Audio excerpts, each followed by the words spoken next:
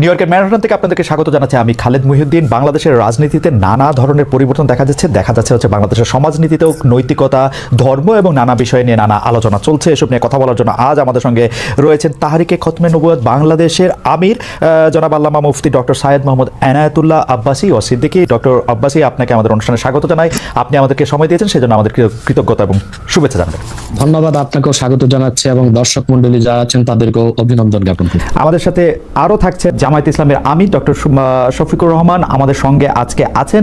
তাকে আমরা স্বাগত জানাই। তিনি আমাদের সময় দিয়েছেন, তার এই চরম ব্যস্ততার মধ্যেও তিনি আমাদের সাথে যুক্ত হয়েছেন এবং অনেকগুলো বিষয়ে তিনি যুক্ত আছেন নানা রকম কারণে, তবুও আমাদের তিনি সাথে আছেন, সেজন্য তাকে আন্তরিক ধন্যবাদ ও কৃতজ্ঞতা জানিয়ে আজকের অনুষ্ঠান শুরু করছি। ডক্টর শফিকুর রহমান, আপনাকে আন্তরিক ধন্যবাদ এবং কৃতজ্ঞতা, আমাদের সাথে আপনি যুক্ত হয়েছেন। ডক্টর আপনাকে এবং ঠিকানা পরিবারকেও ধন্যবাদ আমার পক্ষ থেকে। জি, ডক্টর শফিকুর রহমানের আজকে একটি গুরুত্বপূর্ণ মিটিং আছে, সেজন্য আমরা তাকে ছেড়ে দিব দ্রুতই, কিন্তু আমরা কিছু প্রশ্ন আপনাকে জাতীয় আন্তর্জাতিক সব জায়গা থেকে একটু করতে চাই। আপনি আশা করব যে আমরা অনেকগুলি প্রশ্নই আপনাকে আজকে করতে পারবো। আমরা শুরু করছি। আপনি সম্প্রতি এক ভাষণে বলেছেন, আরেকটা প্রসঙ্গে যাই, যে সেই গণতন্ত্র হালাল যার মাধ্যমে আল্লাহর বিধান কায়েম করা যাবে, বুলেট নয় ব্যালটের মাধ্যমে যেতে হবে। এটা আপনি বলেছেন হাদিসের রেফারেন্স দিয়ে। আপনার এই বক্তব্যের প্রতিবাদ করেছেন মুফতি ডক্টর সাইয়েদ মোহাম্মদ এনায়েতুল্লাহ আব্বাসী ও সিদ্দিকী। রোববার ফেসবুকে পোস্টে দাবি করেছেন যে তিনি হাদিসের সুস্পষ্ট অপব্যাখ্যা করেছেন। আপনি এক লাইনে আবার একটু ব্যাখ্যা দিবেন কিনা? আমি হাদিসের দেই নাই। আমি বলেছি যে ডেমোক্রেটিক যে প্রসেসটা, এটা রাসূল করিম সাল্লাল্লাহু আলাইহি সাল্লামের পরে যারা রাষ্ট্র পরিচালনা করেছেন খোলাফায়ে রাশিদিন, তাদের সময় ছিল এবং এটা বাস্তবতা আমরা সবাই জানি। হযরত ওমর খুতবা দিতে দাঁড়াইছেন, সাধারণ মুসল্লি বলছে আমি আপনার খুতবা শুনবো না। কেন শুনবেন না? ওই যে আমরা কোষাগার থেকে কাপড় পাইলাম, আমার কাপড়ে লম্বা জামা হইলো না, আপনার পায়ে লম্বা জামা হইলো কেমনে? এই তো সেম কাপড় দেখতেছি। তখন তিনি তার ছেলে আব্দুল্লাহ ইবনে ওমরকে বলেছিলেন, বাবা তুমি আবার জবাব দাও। তিনি দাঁড়াইয়া বললেন যে দেখেন, বাবা তো রাষ্ট্রের দায়িত্বশীল, তার সাথে বিভিন্ন বিদেশি প্রতিনিধি দল আসে, রাষ্ট্রের সম্মানে আমি বাবাকে বলেছিলাম যে বাবা আমাদের পোশাক 2 টুকরা করে কাটার দরকার নাই, আপনি অনুমতি দিলে আমি কোষাগারকে রিকোয়েস্ট করতে চাই যে আমাদের 2 পিস না কেটে দিয়ে দেওয়ার জন্য, সেটা দিয়ে আপনি জামা বানাবো। তো আমার বাবা এবং আমার 2 পিস মিলে উনার 1 পিস হয়েছে এবং তাই উনার জামা লম্বা। তো লোকটা বসে আল্লাহ শুকরিয়া আদায় করে বললো যে খলিফাতুল মুসলিমিন, এবার আপনি আপনার খুতবা দেন, আমি শুনবো, মন ভরে শুনবো। তো এই দেখেন, এটাই তো বিউটি অফ ডেমোক্রেসি। ওই যে আপনি ফ্রিডম অফ এক্সপ্রেশন বললেন, এর চাইতে ভালো ফ্রিডম অফ এক্সপ্রেশন কোথায় পাবেন আপনি? আমি বলেছি যে না, গণতন্ত্র হচ্ছে এটা কোনো ইজম না, এটা আপনি নিজেও জানেন। গণতন্ত্র কোনো মতবাদ না, it's a way to establish your ism. আপনি যেটা চয়েস করেন, এটা ক্যাপিটালিজম হইতে পারে, সোশ্যালিজম হইতে পারে, কমিউনিজম হইতে পারে, এরকম যেটাই হোক সেটা আপনি করবেন, কিন্তু এটা একটা ওয়ে, এই বাহনের উপরে আপনি চড়ে যাবেন। সেটা যদি আল্লাহর দিন কায়েমের উদ্দেশ্যে হয়, তাহলে অবশ্যই এটা মুসলমানদের জন্য হারাম হওয়ার কথা না। এখন আমার কথার সাথে তো ডিফার করতেই পারেন, উনি একজন লার্নেড মানুষ, আমি তাকে রেসপেক্ট করি এবং কারো ডিফারেন্সটাকেও আমি রেসপেক্ট করি, কারণ এটা না হলে তো আপনার ফ্রিডম অফ এক্সপ্রেশন থাকবে না এবং মাল্টিকালচারাল সোসাইটি বিল্ড আপ করা সম্ভব হবে না। বর্তমানে যেসব রাজনৈতিক ইসলামী আদর্শে অনুপ্রাণিত রাজনৈতিক দল আছে, জামাত ইসলামী সহ, তাদের কাউকে আপনি সহি ইসলামিক আদর্শে অনুপ্রাণিত রাজনৈতিক দল মনে করেন কিনা? শুধু জামাত ইসলামীকে তো দিলে হবে না।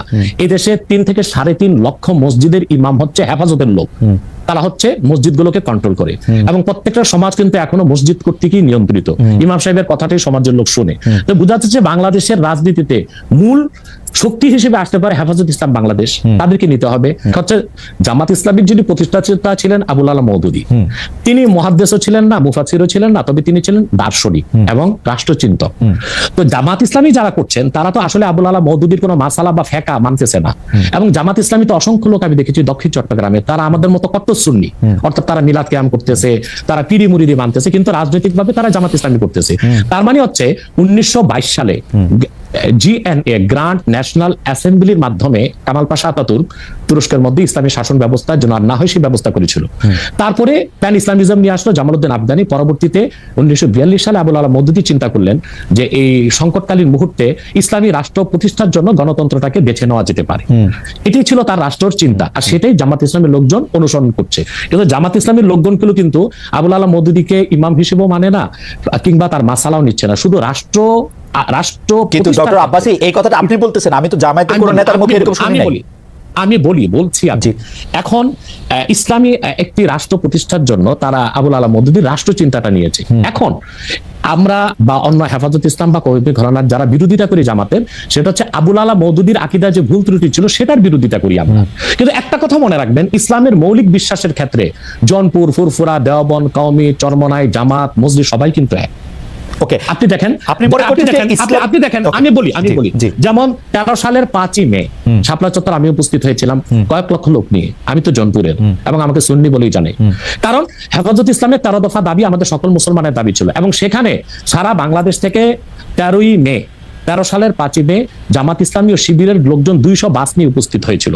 কারণ ওই 13 দফা দাবির পক্ষে তারাও ছিল, হয়তোবা তারা রাজনৈতিক ভাবে বলতে পারছে না, কিন্তু সেখানে উপস্থিত হয়েছিল।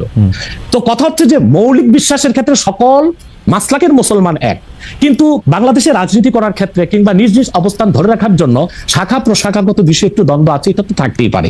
একটা ঘরে যদি 5টা ভাই থাকে, 5 ভাই কি আপনি যেটাকে শাখা প্রশাখাগত দ্বন্দ্ব বলতেছেন, সেই দ্বন্দ্ব আমরা অনেক সময় অনেক প্রকট দেখি। কেউ কেউ বলেন যে একজন আরেকজনকে বলেন যে তারা আসলে নাস্তিকদের থেকেও খারাপ, আরেকজন আরেকজনকে বলেন তারা বিধর্মী থেকেও খারাপ, একজন আলেম আরেকজন আলেমকে বলেন, সেগুলো আমরা শুনি এবং রাজনৈতিক কারণে বলেন। অনেক সময় সেটি মানে কোনো বিষয়ের ব্যাখ্যা দিতে গিয়া না, রাজনৈতিক অবস্থানের কারণে বলেন। আমরা দেখেছি যে বাংলাদেশের ইসলামিক রাজনৈতিক দল, আমি এই মুহূর্তে নাম বলছি না, কিন্তু তারা জনসভায় ভাষণে বলেছেন যে তাদের আসলে জামাতে ইসলামীকে ঠেকানোই তাদের রাজনৈতিক আদর্শ। এটা তো হিংসা, প্রতিহিংসা। তো সেইটা তো আমি বলি একটা আপনাকে উদাহরণ দিচ্ছি, যেমন জামাত ইসলামীর যারা বিরোধিতা চরম পড়ে, আমি তো জামাত ইসলামের সমালোচনা করি গঠনমূলক, যেটা তাদের সংশোধন করা দরকার সেটা করতে হবে, কিন্তু আমি কি কখনো বলতে পারি যে জামাতের লোকজন নাস্তিকদের চেয়েও খারাপ? এটা কি বলা যায়? আপনি বলুন। এখন মনে করেন 13ই মে আপনি বলছেন, সেটা বলছি না, কিন্তু আমি বলছি একজন ইসলামী আলেম বলে আমরা একজনকে চিনি, তিনি আরেকজনকে বলতেছেন। আমি তাকে চিনি। ওই লোকটা যে লোকটা বলেছেন তার নামটা আমিও নিব না, কিন্তু বাংলাদেশে এমন অনেক ইসলামী রাজনীতির ব্যানারে রাজনীতি করছেন যারা কিনা মোসাদ বা র কিংবা সিআই এর পেইড এজেন্ট হয়ে বসে আছেন। এখন রাজনৈতিক আক্রোশে অনেকে অনেক কথাই বলে, যেমন জামাত ইসলামীর বিরোধিতা করতে যে ফরিদউদ্দিন মাসুদ এবং কিছু আলেম শাহবাগীদের সাথে একাত্মতা ঘোষণা করছে। এটা কেন করছে? তাহলে কি শাহবাগী না, তাহলে কি মতিউর রহমান নেজামী, দেলোয়ার হোসেন সাইদি তাদের চেয়ে ভালো ছিল শাহবাগীরা? যে মতিউর রহমান নেজামী, দেলোয়ার হোসেন সাইদি বা জামাতের যাদের ফাঁসি হয়েছে তাদের ফাঁসি দায় কার্যকর করতে ফরিদউদ্দিন মাসুদ শাপলা চত্বরে চলে গেছে, শাপলা চত্বর না শাহবাগ চত্বরে চলে গেছে, রাজনৈতিক ব্লগারদের সাথে একাত্মতা ঘোষণা করছে। তো বুঝাই যাচ্ছে এটা একটা রাজনৈতিক আক্রোশ ছিল, রয়ের পারপাস সার্ভ করার জন্য এই কাজটা করেছিল কিছু আলেম। অথবা ওই ধরনের কোন আলেম কি বললো, তার মুরিদ কত, তার জনসংখ্যা কত, সেটা কোনো দেখার বিষয় না। সেটা বুঝাই যাচ্ছে কোন একটা ইন্টেনশন থেকে সে কাজটা করেছে বা বলেছে। কিন্তু আমাদেরকে তো ইনসাফে থাকতে হবে। আমরা আবুল আলা মওদুদীর বা জামাত ইসলামীর সমালোচনা গঠনমূলক ভাবে করে আসছি, করতেছি। যেমন আমি জামাত ইসলামী, মানে আপনি যেমন বললেন যে মওদুদী সাহেবের ফিলোসফিটা জামাতে ইসলামী আসলে সেইভাবে নিতেছে না, কিন্তু আমি কিন্তু ডক্টর আব্বাস, আমি কিন্তু এই কথা জামাতে ইসলামের কোন শীর্ষ নেতৃত্বের কাছে শুনি নাই। সত্যি কথা বলবে না। হ্যাঁ, বলবে না কেন? বলবে না কেন? তারা যদি এটা না নেয় তাহলে এটা বলবে না কেন? হতে পারে এই জন্য বলবে না যে আপনার কর্মীদের মনোবল ভেঙে যাবে, কিন্তু আমি শীর্ষ নেতাদের মুখে শুনেছি। দেলোয়ার হোসেন সাইদি সাহেব একজন বাংলাদেশে জাদরেল একজন স্কলার ছিলেন, এবং আপনি জানেন তার জনপ্রিয়তা এখনো কিন্তু একেবারে আকাশ জনপ্রিয়, আলহামদুলিল্লাহ। সেটা বলি, সাইদি সাহেব ব্যক্তিগত জীবনে আবুল আলা মওদুদীর কোনো মাসালা মেনেছিলেন? তিনি তো হানাফি মাযহাবের মতে নামাজ পড়তেন, লম্বা দাড়ি রাখতেন, এবং তিনি পীর ঘরানা থেকে এসেছেন। তার বাবা ছিলেন ফুরফুরার মুরিদ। ডক্টর আব্বাস, আমি এটা প্রশ্ন সরাসরি করি। ডক্টর আব্বাস, আমি এটা প্রশ্ন সরাসরি করি।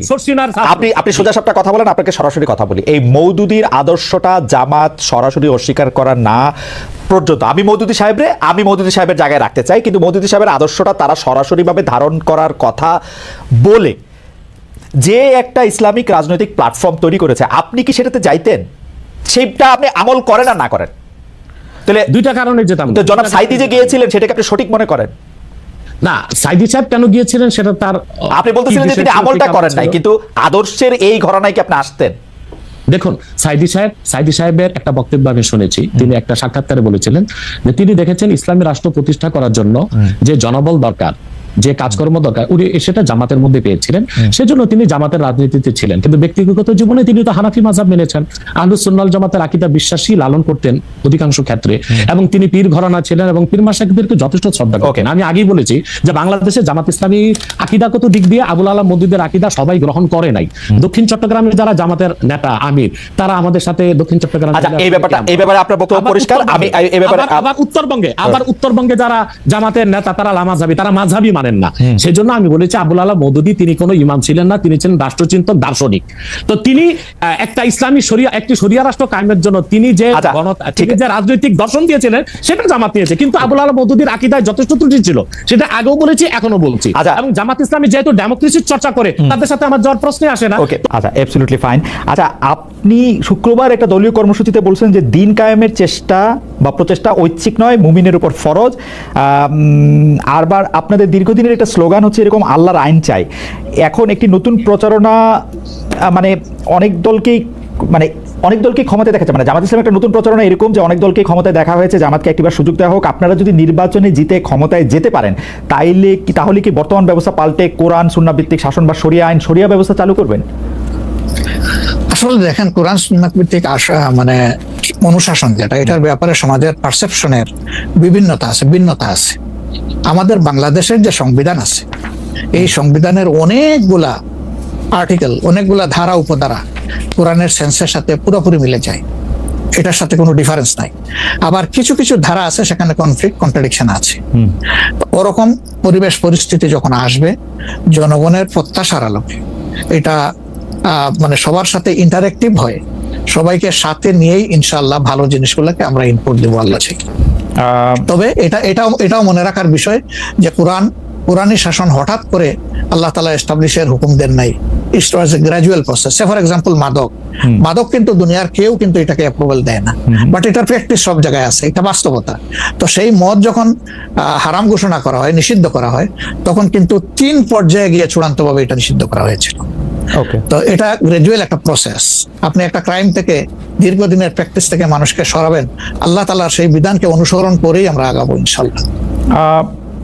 5 আগস্টের পর থেকে বিএনপির পক্ষ থেকে যেহেতু জাতীয় নির্বাচনের দাবি জানানো হয়েছিল, এটা নিয়ে অনেক তাদেরকে রঙ্গব্যঙ্গ করা হয়েছে। জামায়াতে ইসলামী মাঝামাঝি থেকে ফেব্রুয়ারি ইলেকশনের কথা বলেছে, রোজার পরের ইলেকশনের কথা বলেছে, রোজার আগের ইলেকশনের কথা বলেছে, কিন্তু আমরা দেখতে পাচ্ছি জামায়াতে ইসলামী 300 আসনে প্রার্থী ঘোষণা করে ফেলেছে। আপনারা যদি পরে কোনো রাজনৈতিক জোট করেন বা পরে যদি কোনো ধরনের রাজনৈতিক সমঝোতার মাধ্যমে জাতীয় সরকারের একটা আবহ তৈরি হয়, তাহলে কি হবে? আপনারা এখনই জোট ঘোষণা করে ফেলেছেন, সেটা কেমন হলো? আলহামদুলিল্লাহ, এটা আমাদের সাথে যাদের ইন্টারাকশন আছে তারা সবাই জানেন। আমরা বলেছি যে এটা আমাদের অফিসিয়াল ঘোষণা না, এটা হলো প্রাথমিক সিলেকশন, এবং সমস্ত আমাদের নমিনি যারা হবেন তাদেরকে সেম মেসেজ দেওয়া হয়েছে যে জাতীয় বৃহত্তর স্বার্থে যে কোনো সময় যে কোনো পরিবর্তন যে কোনো আসনে আসতে পারে। আমাদের সংগঠন এটার জন্য পূর্ণ প্রস্তুত, প্রয়োজনে আমার থেকেই পরীক্ষা শুরু হবে, কোনো অসুবিধা নেই। আপনার কাছে ছোট একটি পরীক্ষা, সেটি আপনার পরীক্ষা না, আপনার কাছে একটি ছোট পরীক্ষা। আপনি কুষ্টিয়া 3 সদর আসনে জামাত ইসলামের এমপি প্রার্থী হিসেবে ঘোষণা করা হয়েছে জনপ্রিয় ইসলামী বক্তা জনাব আমির হামজাকে, কিন্তু এদিকে আবার জামাতি ইসলামীর শুরা সদস্য জনাব ফরাদ হোসেন রয়েছেন, তার নামও জোরে সোরে শোনা যাচ্ছে। অনেকে বলছেন যে তৃণমূল জামায়াত আসলে পছন্দ করে নাই হঠাৎ করে এরকম একজনকে মনোনয়ন দেওয়া। এই বিষয়টাকে আসলে আপনি কিভাবে দেখেন? শুধু জনপ্রিয় নট দ্যাট। আমরা যখন কোনো জায়গায় নমিনি সিলেকশন করি তখন 2টা জিনিস আমরা বিবেচনায় নেই। একটা হলো যে এই নমিনির ব্যাপারে স্থানীয় সংগঠনের যারা নেতাকর্মী আছেন তাদের দৃষ্টিভঙ্গি কি, 2 নম্বর হচ্ছে জনগণের দৃষ্টিভঙ্গি কি। এই 2টা বিষয়কে আমরা বিবেচনায় নিয়েই প্রার্থী সিলেকশন করি। এবং এটা যেগুলো শুনতেছেন, অনেক সময় আমাদেরকে অতি ভালোবাসেন যারা, যে আপনি একবার আমাকে জিজ্ঞেস করলেন যে আপনাদের ব্যাপারে এত বিরোধিতা করে কেন, আমি বলছিলাম যে তারা অত ভালোবাসে তো অনেক বেশি, এই জন্য আমাদেরকে নিয়ে কসলাইতে হবে। জনাব আমির হামজার বিরুদ্ধে যে দুটি বক্তব্য বেশি সামনে আসছে, তিনি একবার বলেছিলেন যে তার 14 গোষ্ঠী সবাই আওয়ামী লীগ করেন। 2 নম্বর হচ্ছে যে এই জুন মাসেও জনাব আমির হামজা নিজ এলাকায় মোটরসাইকেল শোডাউন করেছেন, যেই শোডাউনের রাজনীতি অ্যাপারেন্টলি আপনারা উৎসাহ দেন না, কিন্তু তাকে এটি করতে দেখা যাচ্ছে। হ্যাঁ, আমরা তার দৃষ্টি আকর্ষণ করেছি। ওকে, আমরা এই ব্যাপারে দৃষ্টি আকর্ষণ করেছি যে পাবলিক ইনকনভিনিয়েন্স হয় এমন কোনো কাজ আমরা করব না, যত দূর সম্ভব এটা আমরা অ্যাভয়েড করে চলবো। আপনাকে যেহেতু মানে একটু তাড়াতাড়ি, সেজন্য আমাদের শেষ প্রসঙ্গ সেটা হচ্ছে বিএনপির সাথে জামায়াতে ইসলামীর সম্পর্ক। আমরা দেখেছি যে আপনি এবং আপনাদের দলের নায়েবে আমির, তারা দুজনেই বিএনপি চেয়ারপারসন এবং ভারপ্রাপ্ত চেয়ারপারসন যারা লন্ডনে ছিলেন তাদের সাথে দেখা করেছেন। দেখা করার পরে আমরা রাজনীতিতে একটা ইতিবাচক সুবাতাস দেখেছিলাম। আপনি এসে ফেব্রুয়ারিতে ইলেকশনের কথা বলেছিলেন। এখন আবার ব্যাপারটা আসলে কোন জায়গায়, মানে জামায়াতে ইসলামী বিএনপি কি পরস্পর মুখোমুখি অবস্থায় আছে? তাদের মধ্যে কি আবার একটা সদ্ভাব, মানে আসলে অবস্থাটা কি এখন? না, আসলে সমস্যাটা আমাদের না, সমস্যা আপনাদের। আচ্ছা, মিডিয়ায় যারা আছেন তাদের। আচ্ছা, আমরা তো মুখামুখি না, আমরা তো পাশাপাশি আছি। তো ওকে, আমরা এই যে ঐকমত্য কমিশন বলেন বা অন্যান্য মিটিং গুলা বলেন বা আমাদের নিজেদের মধ্যে এই কথাবার্তা বলেন, আমরা তো কোনটা বন্ধ রাখি নাই, আমরা সবটাই আছি। কিন্তু কতিপয় মিডিয়া, সবাই না।